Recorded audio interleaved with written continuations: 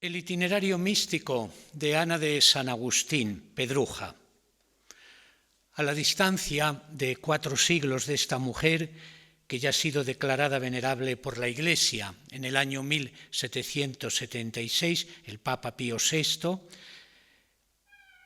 creo que es llegado el momento de preguntarnos por la actualidad de su persona, de su mensaje, porque no lo olvidemos. Todo santo no lo es para sí mismo, sino para cumplir una función en la Iglesia.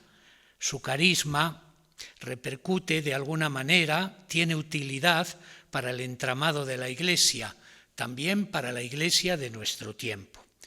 Para que me puedan seguir mejor, les doy el esquema de la charla que voy a desarrollar.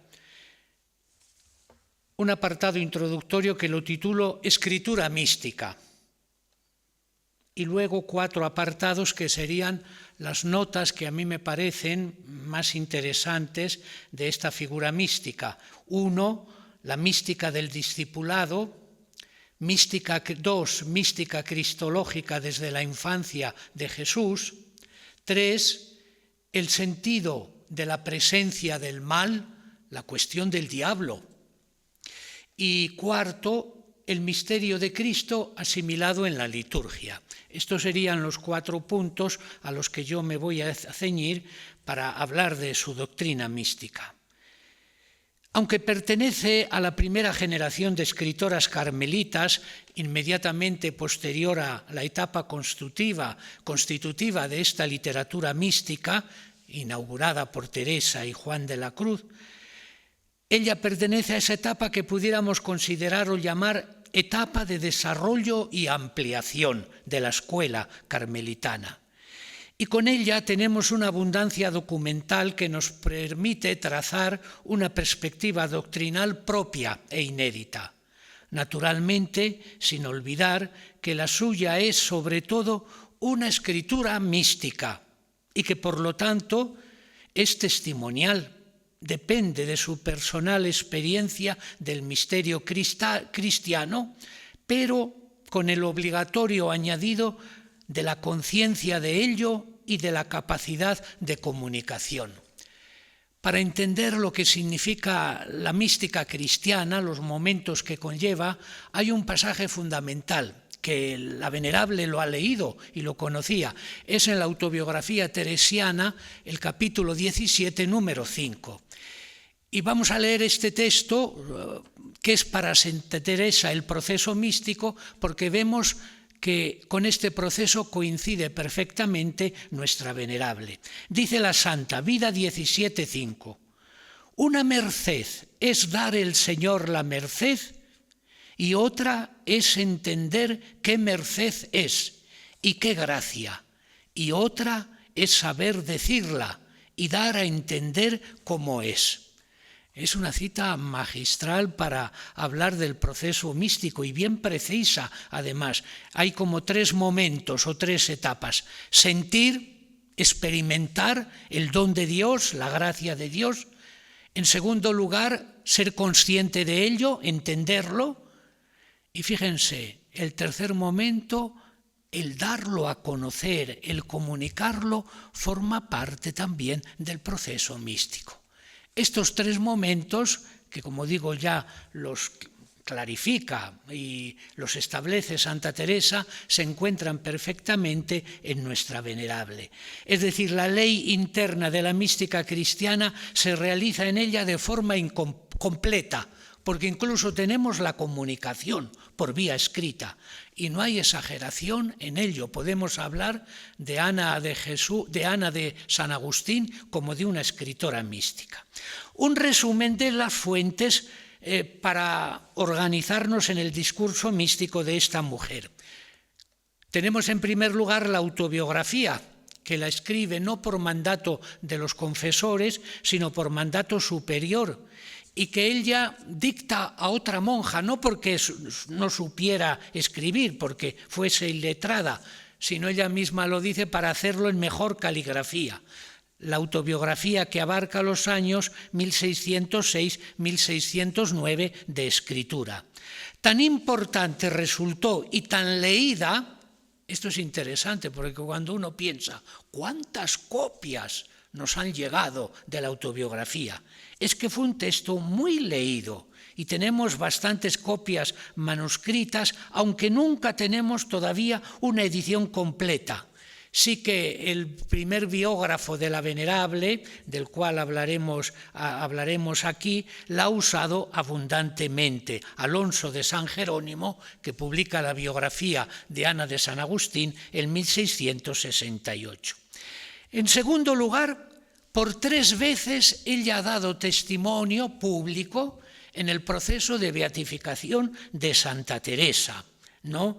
Y pienso que las 3 declaraciones en Villanueva de la Jara, en Valera y nuevamente en Villanueva son muy interesantes porque ella tiene una pretensión. Antes de declarar salió la biografía de la Santa de Ribera y a ella y al ambiente de la Jara no debió gustar el cómo fue tratado el capítulo de la fundación de la Jara y de hecho se extiende muchísimo en detalles que Ribera ignora, que no le ha llegado, no sabemos por qué, es tan parco en la historia de esta fundación. En cierta manera, las 3 declaraciones tratan de resarcir precisamente la historia fundacional que para ella pues no ha sido adecuadamente tratada. Yo pienso que estas 3 declaraciones tendrían que entrar en el momento en que se piense en las obras completas de ella, tenían que entrar en el grupo de obras de Ana de San Agustín.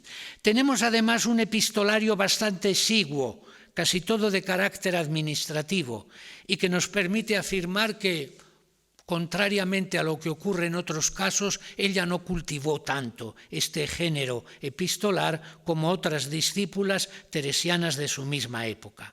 Y como dije antes, hay que añadir la biografía publicada por Alonso de San Jerónimo, Madrid 1668, en la que se sirve abundantemente de la autobiografía de esta mujer.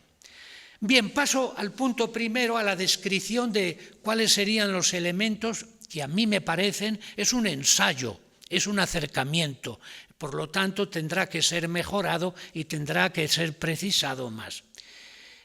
La mística del discipulado. Como en otros casos de monjas contemporáneas a Santa Teresa, podemos comenzar diciendo que la suya es una mística de discipulado que nace de la conciencia de haber convivido con ella y sobre todo haber sido destinataria de su especial atención, por ejemplo, en la llamada al Carmelo, en la elección del convento donde debía entrar, en el control de su experiencia mística inicial. A la santa le preocupaba las noticias que llegaban de Malagón, en la elección de confundadora en la Jara y también en esas promesas con las que se despide, digamos, físicamente de ella, la promesa de que nunca le faltará nada en aquella fundación y que ella va a ser la encargada de mantener la presencia y el estilo teresiano en aquella casa y en las sucesivas fundaciones que harán.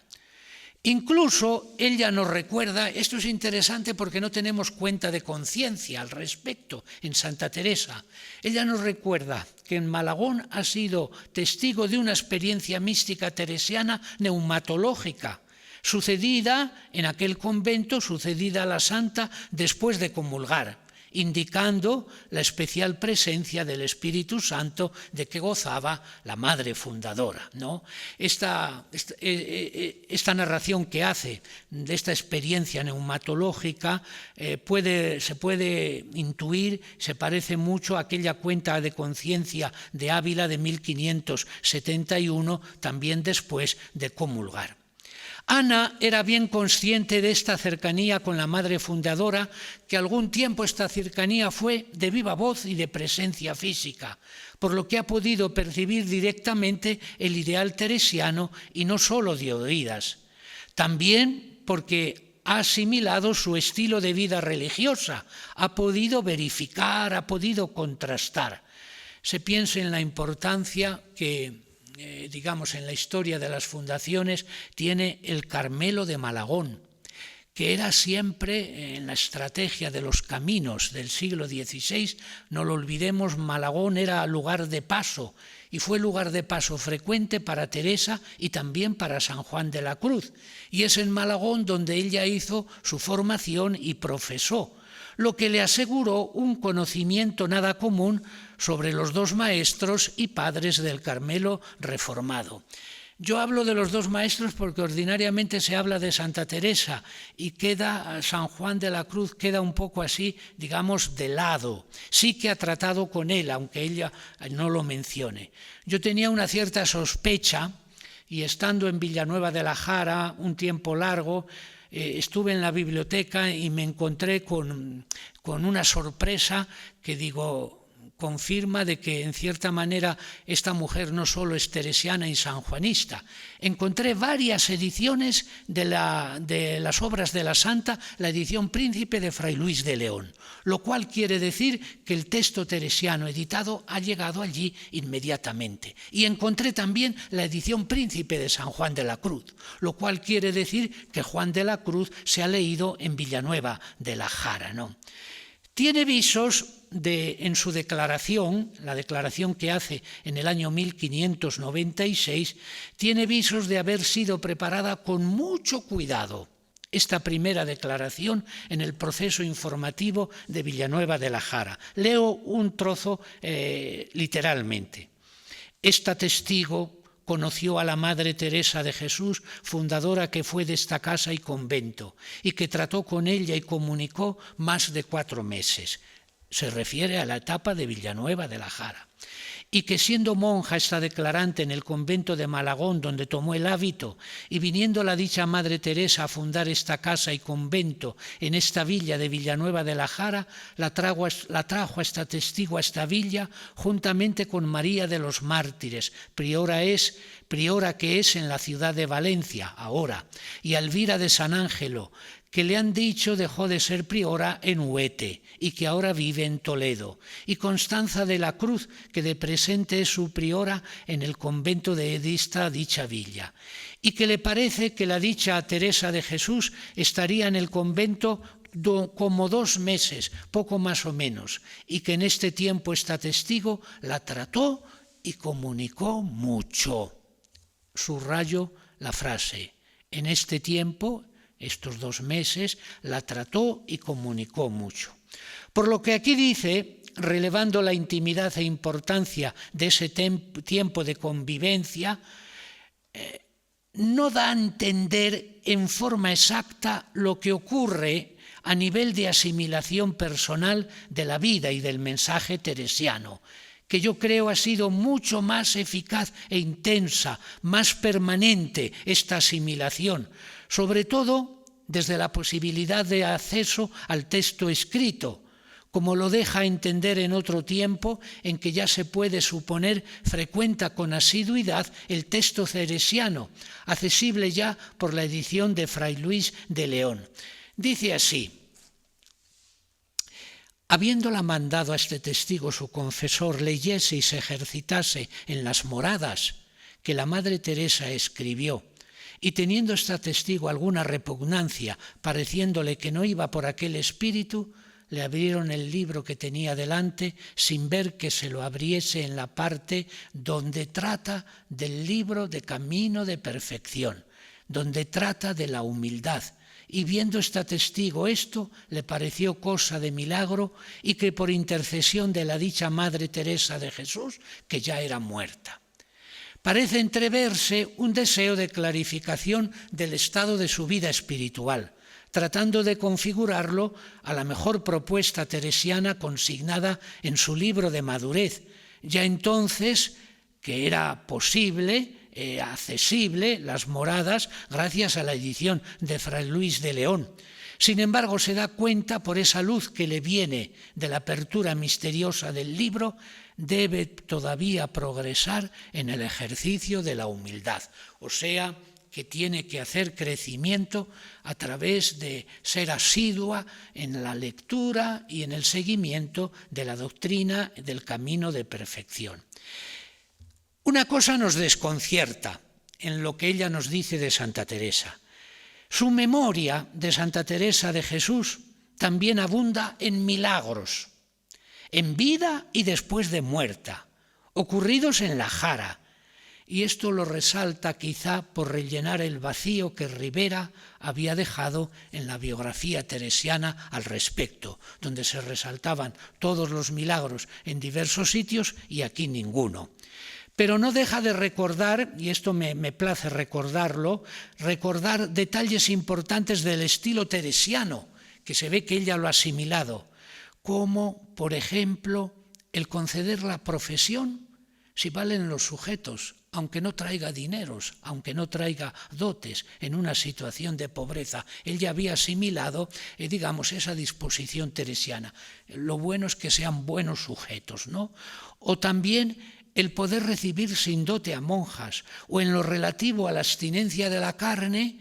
En el caso de la Jara era una cuestión bastante, problemática, por lo cual ella también se agarra al estilo teresiano. Es decir, ha percibido también el ideal eclesial de su reforma. Y sin embargo, no es tan explícita o clara, como hoy nos hubiera gustado, en manifestar esa vivencia del discipulado teresiano y sanjuanista que ha tenido. Pero sí que podemos decir una cosa: gracias a Ana de San Agustín, en Villanueva de la Jara y en esa zona, en todo el contorno de la Jara, entra la obra literaria y poética de Teresa y de Juan de la Cruz, ¿no? Bien, esto por lo que toca a esa conciencia de ser discípula y de ser también propagandista, defensora del legado teresiano. El segundo punto: algo que salta a primera vista y como presente en toda su trayectoria ya desde niña es la consideración y experiencia del misterio de Cristo, de su humanidad, pero centrándose en la etapa de la infancia de Jesús. Y no en forma excluyente, sino queriendo asumir o abrazar todo el misterio de la humanidad de Cristo desde el primer momento de la encarnación, porque para ella, allí, en la encarnación, en el nacimiento, comienza ya la kénosis, la humillación o el bajamiento de Cristo, tal y como expresamos en el credo: se encarnó de María la Virgen y se hizo hombre. El biógrafo lo narra así, fundándose en su misma autobiografía, el padre Alonso. Estando un día en el jardín de su casa, cogiendo unos alelíes y otras flores para el culto de sus altares, se le apareció Cristo, Señor nuestro, en forma de un niño muy hermoso, y le pedía unas flores. Ella, tan liberal como aficionada, se las ofreció todas, pues estimó tanto las flores que le ofreció que 20 años después, estando la venerable madre en el convento de Villanueva de la Jara, ya religiosa, se le apareció con un ramillete en las manos y se lo dio diciendo que aquellas eran las flores que ella le había dado siendo niña, estando en el jardín de su casa. Aparte la escenografía de esta experiencia espiritual, el sentimiento de Cristo Jesús niño al centro de su vida, que le exige las flores de las virtudes, atención, el contexto es el Cantar de los Cantares, para entender esto. Nos damos cuenta de que no se trata de una devoción sentimental más, infantilismo de aquella etapa vital, porque esta configuración con la infancia de Cristo perdurará siempre en ella, naturalmente sin excluir las otras partes del misterio, pasión, muerte y resurrección, que vienen actualizadas principalmente en la liturgia, como diciéndonos siempre lo siguiente: la Pascua comienza ya en el nacimiento y en la infancia de Jesús, y la Navidad ya es Pascua, ya es comienzo de la Pascua. Es una gran verdad de fe que, aun con ropaje popular y hasta folclórico, la que ha vivido Ana de San Agustín y que está llamada a consignar y transmitir por medio de su testimonio y escritura. Ahora se explica el por qué ella transmite con un especial interés la famosa procesión de la fundación de Villanueva de la Jara, con la escena del diálogo del niño Jesús y la Madre Teresa de Jesús, que la protagonista no lo narra en el capítulo de las fundaciones, 28, ni tampoco lo registra Rivera en el breve capítulo que dedica a esta casa. Ella lo transmite en su primera declaración del proceso informativo de 1596, pero todavía lo recuerda en el 1610, ¿no? Es decir, tiene un especial interés en demostrar en esta presencia especial del misterio de la encarnación en la fundación, más luego la promesa que a través del niño no faltará nunca aquella casa. Bien, lo que a nosotros nos interesa es que esta devoción hacia la infancia de Jesús viene desde los tiempos de su infancia, pero luego viene acrecentada en la relación con la madre fundadora y forma parte de su cristología existencial, como lo será así de sus hijos, los hijos e hijas de la Madre Teresa, es especialmente el caso de algunos, como es el señalado por nuestra venerable. Es decir, es en esa devoción del Carmelo hacia la infancia de Cristo, pues un caso especial es el de la venerable Ana de San Agustín. Quiero leer un texto porque hay como un barrunto de experiencia mística fuerte, pero ligado precisamente a esa aparición del niño Jesús, porque ella naturalmente celebraba mucho las fiestas navideñas, gozaba con el rezo litúrgico de la Navidad. Y ella lo justifica así en una especie de síntesis de su vida mística. Este relato de la autobiografía lo tomo de la biografía del padre Alonso. Dice: desde los 11 años, poco más o menos, que se me apareció Cristo nuestro Señor, en figura de un niño muy hermoso, como tengo dicho en otra relación de mi vida, hasta ahora he sentido en mi alma unos ímpetus grandes de amor, los cuales me vienen muchas veces. Atención al lenguaje. He sentido unos ímpetus grandes de amor, los cuales me vienen muchas veces cuando más descuidada estoy, y algunas con tanta fuerza que hace estremecer, dándome un dolor muy suave, con muchas ansias de Dios, que si pudiera deshacerme toda por Él, descansara. Es un relato de una experiencia mística ligada a este sentimiento fuerte de Cristo Jesús niño en su vida. La cita la pueden encontrar. El libro de la biografía está paginado por folios, en el folio 173, recto y verso. Es una narración muy amplia que en los detalles, atención a los detalles, abrasada, quemada, se acerca mucho a la descripción teresiana de la Merced del Dardo en la autobiografía, y que por lo tanto nos avisa de que esta experiencia cristológica es totalizante, no casual o fragmentaria, y que en el fondo se trata de un encuentro con todo el misterio de Cristo, sin fisuras, pero a través de esa humanidad abajada, humillada, ya en la infancia del Señor. Y claro está, todo esto experimentado en el misterio litúrgico, aunque ella no lo desarrolla, que es la memoria real y actualizante del pasado de Cristo en el hoy de la Iglesia y en la contemplación del alma. Yo no he podido verificar si esta particular visión de la infancia de Cristo dentro de la vida espiritual, también expresada y formulada por nuestra venerable, es decir, que es como una constante en el itinerario místico de esta mujer y que sin duda ha sido enriquecida por Teresa y Juan de la Cruz, yo digo que no lo he podido verificar si sea ella quien más la ha vivido y quien más la ha desarrollado en una manera más persistente y consistente dentro de la historia del Carmelo teresiano. Porque se acuerdan, esta cristología de la infancia de Cristo la tiene Santa Teresa del Niño Jesús y la tiene también nuestra hermana Teresa Benedicta de la Cruz. Pero aquí estamos al comienzo de este movimiento cristológico que es mucho más que una devoción popular o sentimental. De hecho, cuando se la representa en el arte a la venerable Ana de San Agustín desde el siglo XVII en los grabados, es con el niño Jesús en movimiento hacia ella. Hizo una cuarteta muy bonita y que tiene todo el tono místico, una cuarteta que ella lo repetía y que nos la han transmitido para sentir y para expresar lo que es la presencia y la ausencia de Cristo en la espiritualidad, en la vida del alma. Dice la cuarteta: niño, no estéis descuidado del corazón que heristeis, pues amando le rompisteis, amando ha de ser curado. Qué bonita la figura de la herida. Posiblemente, si podemos hablar de transverberación o de merced del dardo en esta mujer, como en el caso de Santa Teresa, es a través de este contacto con Cristo niño. El tercer punto que quiero desarrollar y no extenderme mucho.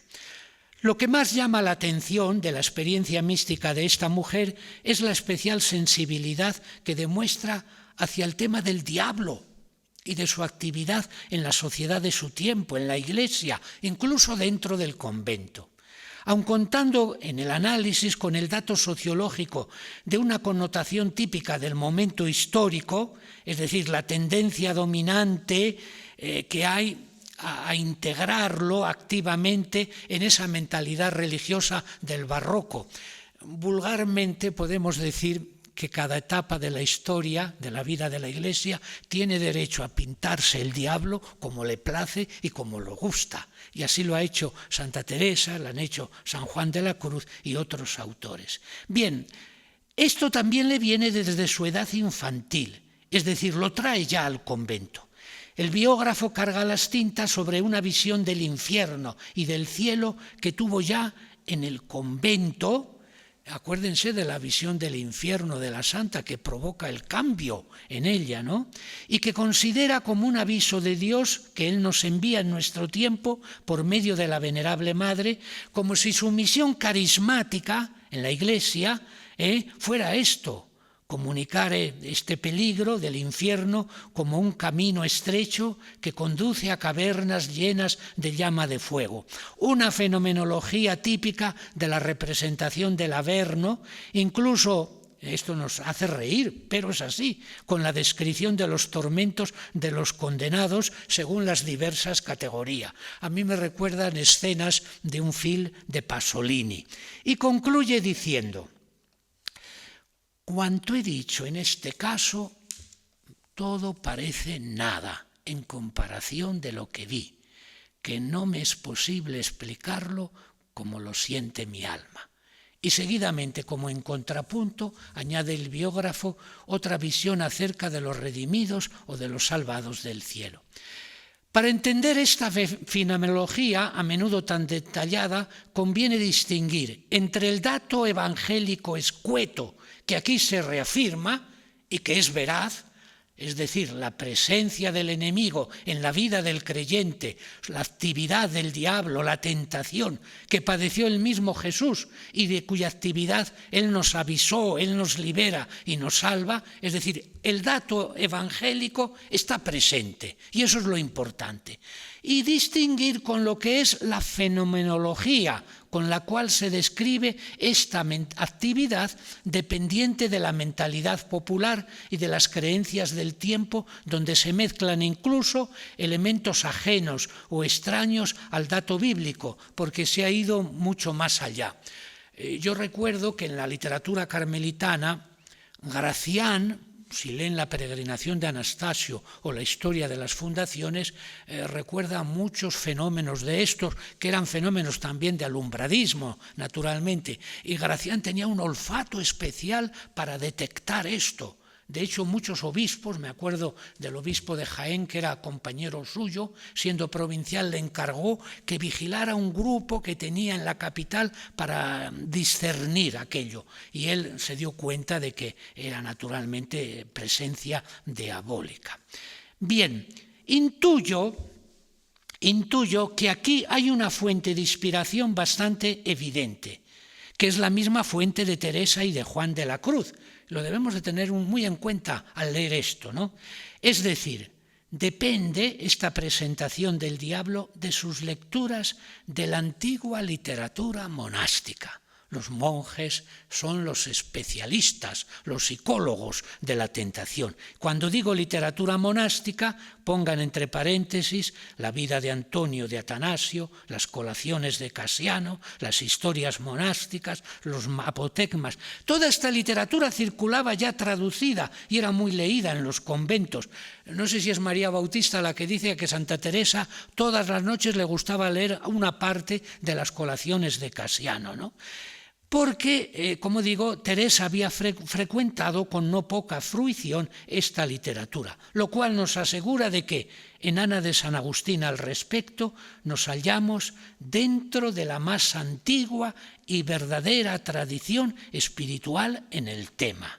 No es tan extraño como pudiera parecer. Hay una cosa que habrá que penetrar, y esto le tocará a los historiadores. Es tremendo la presencia y, digamos,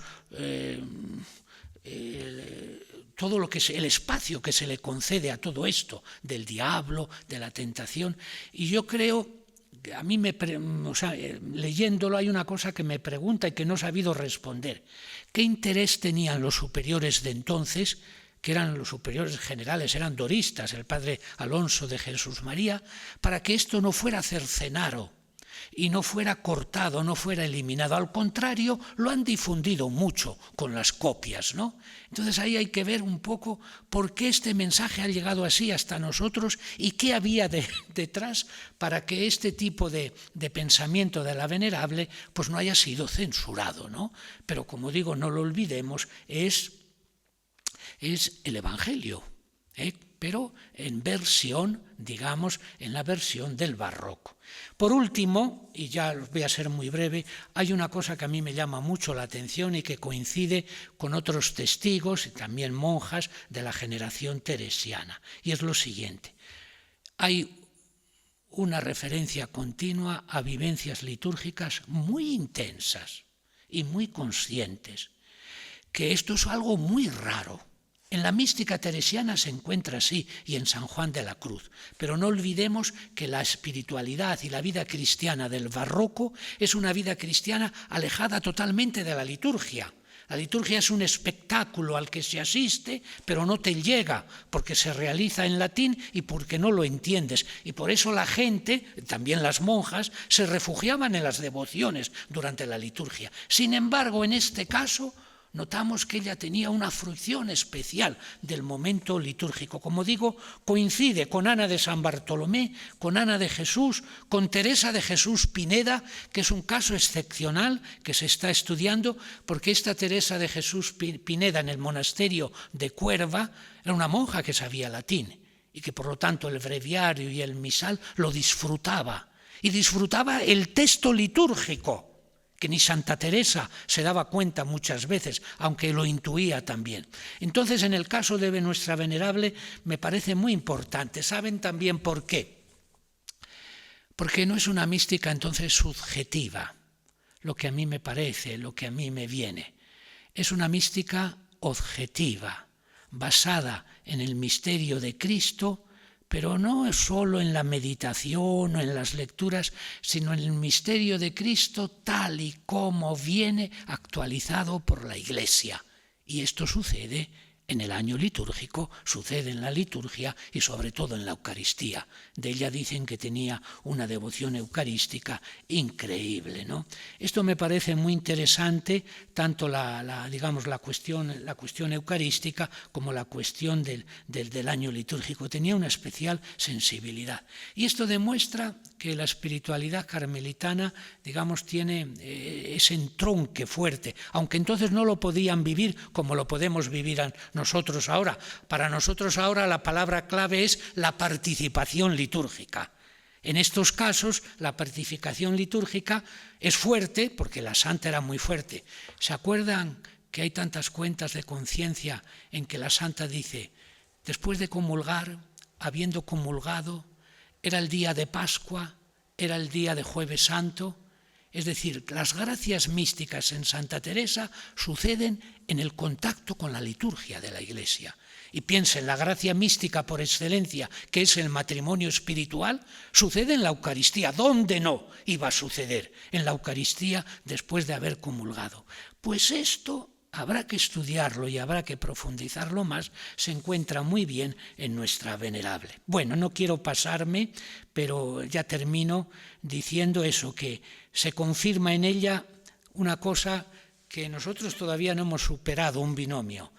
Experiencia mística y experiencia litúrgica van juntas, como no puede ser por menos, no puede ir una sin la otra. Y aun con los límites de la experiencia litúrgica del tiempo, el caso de nuestra venerable Ana de San Agustín verdaderamente es un caso excepcional, que recurriendo al Concilio Vaticano II pudiéramos decir que para ella la liturgia era la cumbre y la fuente de su vida espiritual y también de su vida mística. Bien, yo termino diciendo que me quedarían cosas. Un aspecto que me hubiera gustado desarrollar sería el de la mariología, que es muy interesante, no solamente en cuanto a devoción mariana, sino presencia de la Virgen en su propia vida mística, ¿no?